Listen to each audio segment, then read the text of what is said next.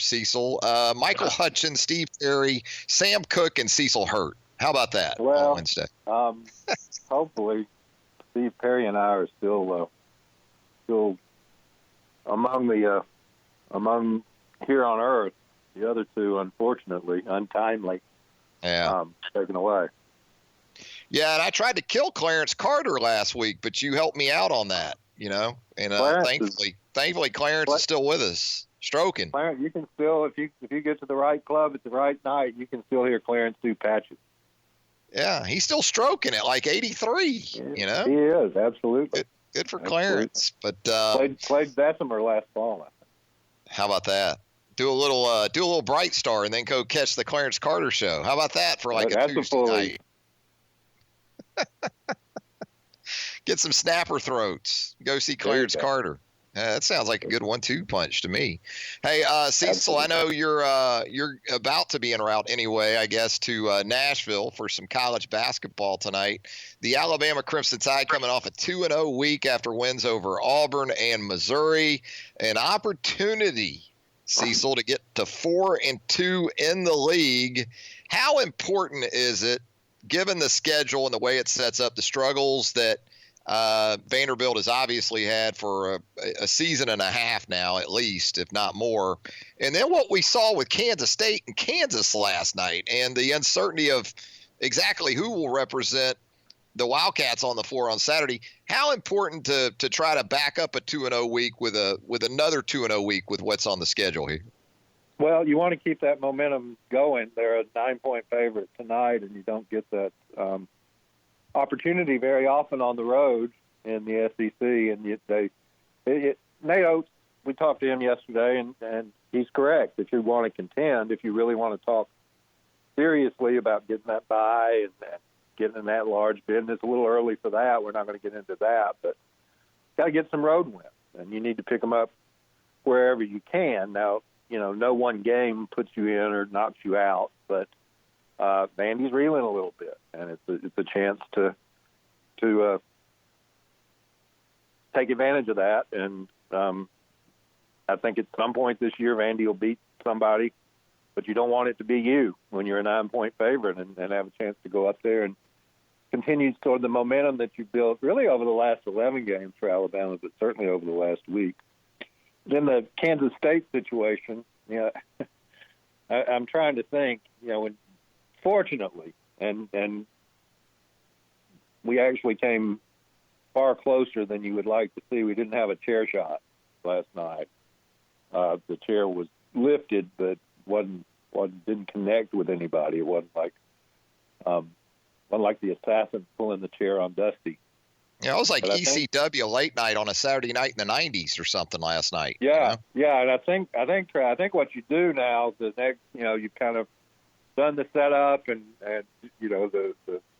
they've had the big brawl, and they're coming to town for a big match on Saturday, and I think that the special guest referee, Deontay Wilder, would be absolutely perfect.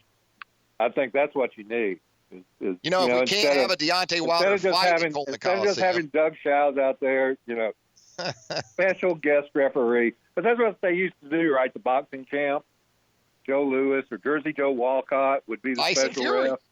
Yeah. And I think Deontay could keep order, don't you? I don't think anybody's coming off the bench. Yeah, maybe he comes in and he throws Doug Shows out the ring, Doug would be perfect in the WWE, wouldn't he? I mean, just perfect. He almost looks like a McMahon. He'd be really good.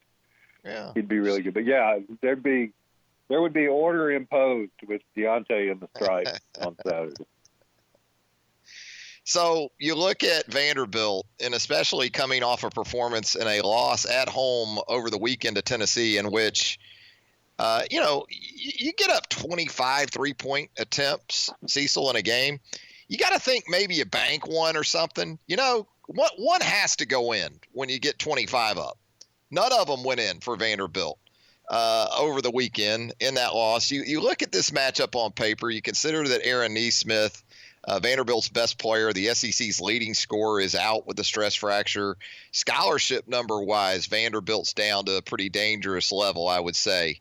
They are. They what's kind the of have biggest to concern play for Alabama tonight? I mean, they've got a couple of post guys, but they're not guys that are going to carry the team, I don't think. And so sometimes,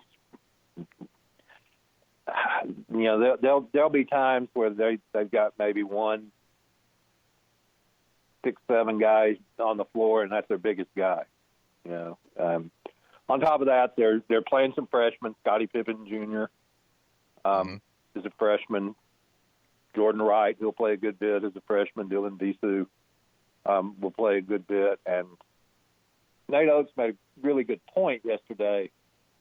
People look at the three-point shooting and the 0 for 25, and they're really – actually, Vandy's not, the worst three-point shooting team in the conference by any means. They're a 33, 34% team, which a lot of teams are. They're kind of right there. So it's not like they can't make these threes. Now, Naismith was the number 2 three-point shooter in the country, and you lose him.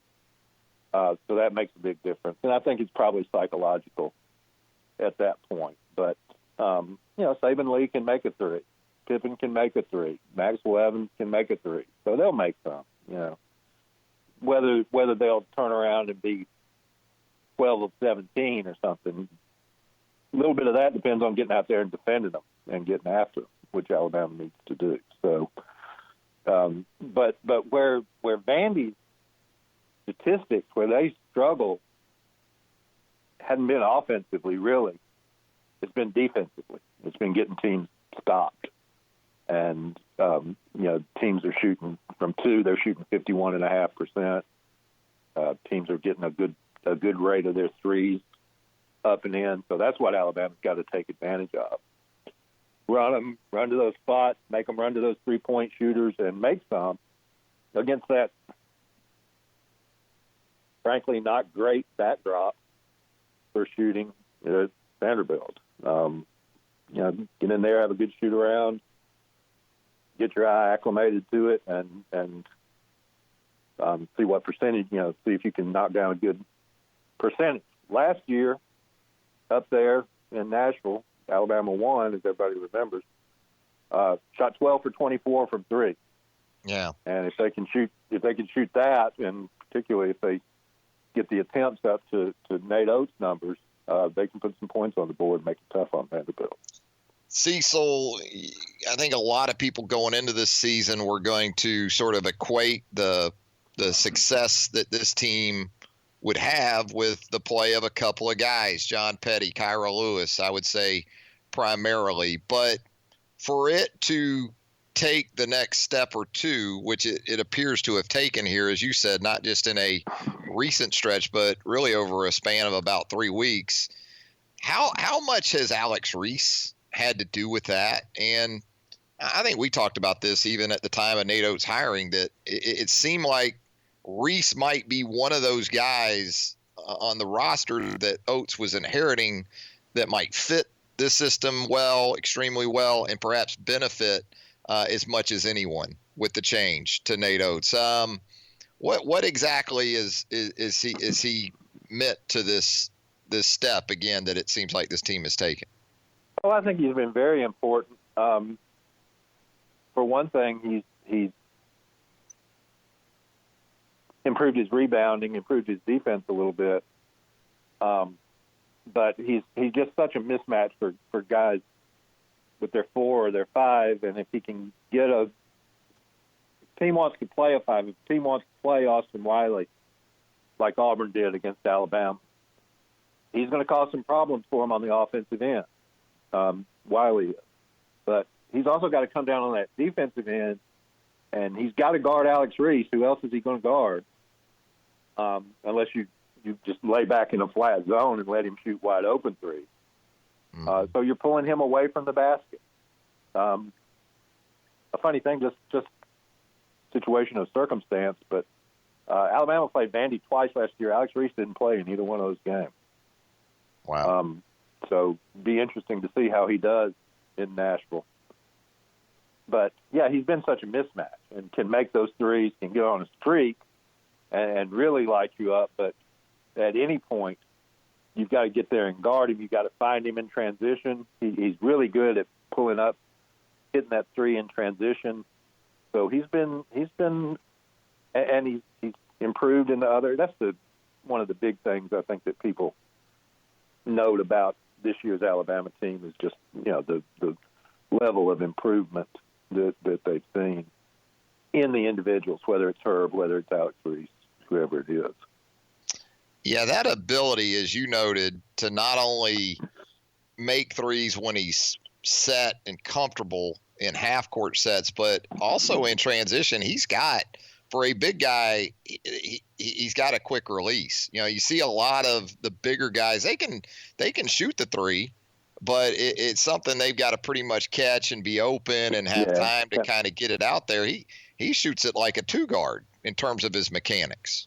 Yeah, he gets it up there quick and can be really accurate with it. So he's at 37% now. You really, that's when you extrapolate that point per shot, that's like shooting 55% from two, and so you'll take that. You'll take it. He's also, he's also a 60% shooter. For Alabama's best shooter from two. Yeah. So.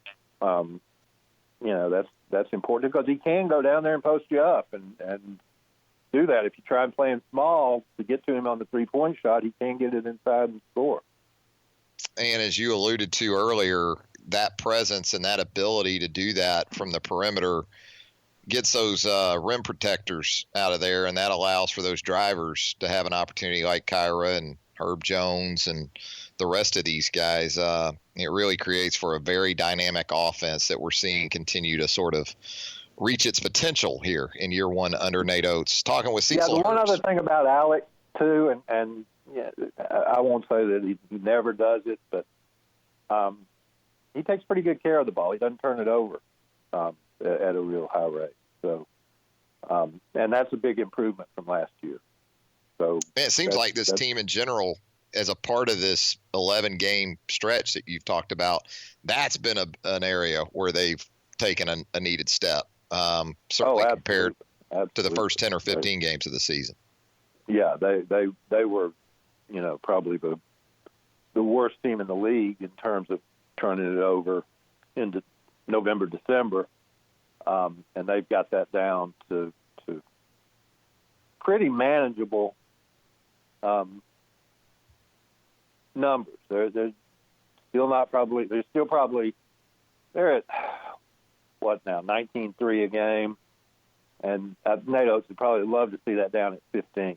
But some of that from a lot of games in the early part of the schedule where they'd have 22, 23, 24 turnovers.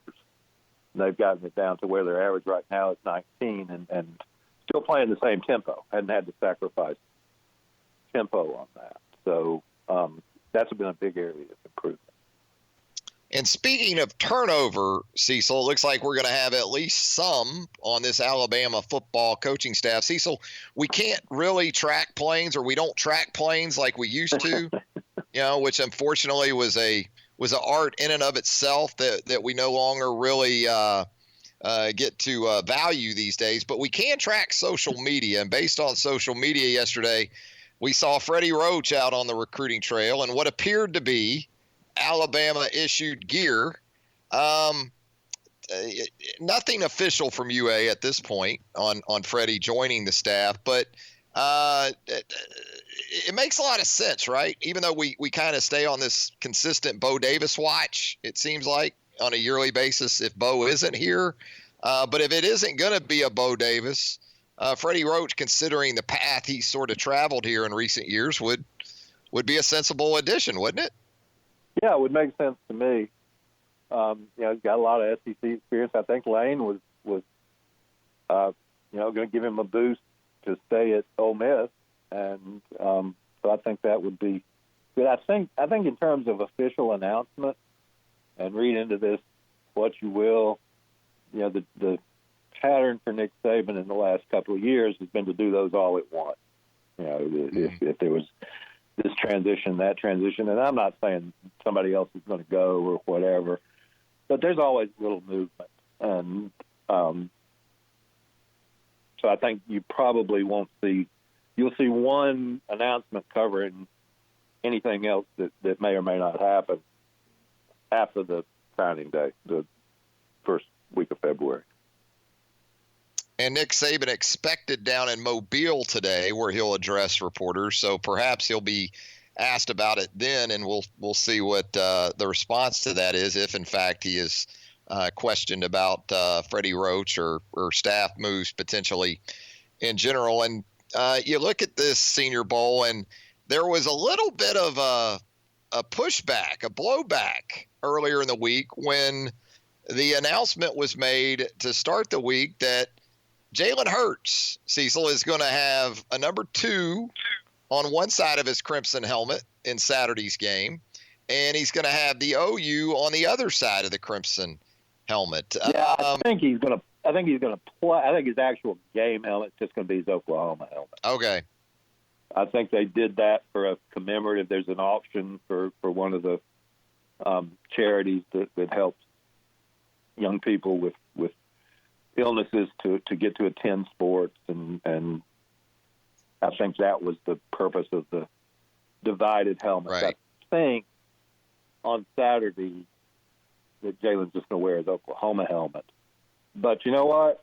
If he wears a split helmet, that's great. If he wants to have NASCAR decals, on the side, that's great. It's the Senior Bowl. It should be fun for those guys. Whatever they want to do, it is not the end of the world if somebody wears a split helmet or wears an A patch on his jersey, and an OU on the other shoulder, anything like that. That's fine. If he identifies himself with both programs, particularly the school where he got his degree at Alabama, and then had a great senior year or final year at Oklahoma, I think that's fine. And I can't imagine being bothered by it, and some people are. Some of them, some were national people, and I saw George Teague, saying, hey, yeah, he chose Oklahoma, he should go with Oklahoma. And that's fine. I understand that, but it doesn't bother me. And I think in the game on Saturday, he's going to be wearing his Oklahoma. Yeah, I mean, I guess we forget that era where we had guys with about 37 different stickers on their helmets. Remember that stretch? Sure, and, yeah. I'm not a big fan of all that myself, but it's an exhibition game. And these guys aren't college football players anymore. They're pros. Would that be my choice if I had a helmet to wear? Probably not. But you know what? Would it bother me if the guy next to me had a split helmet? No, not at all. Cecil, as we kind of head down the stretch here, you look at Alabama from a recruiting perspective, just in terms of what it's trying to get done late. We've seen a little bit of attrition via the transfer portal with Scott Lashley looking to move on, a veteran reserve offensive tackle. Similar news with Jerome Ford, a redshirt freshman running back. But this addition that we think is happening with Freddie Roach to the staff, and you see guys like McKinley Jackson, a defensive lineman still out there from Loosedale, Mississippi, and Pete Golding involved in that situation. And it looks like Freddie Roach is going to join in with that, where McKinley Jackson. Can you ever have enough defensive linemen, I guess, Cecil, at the end of the day? Hey, if you sign, my theory has always been, if you sign 9, go find a 10th one. Because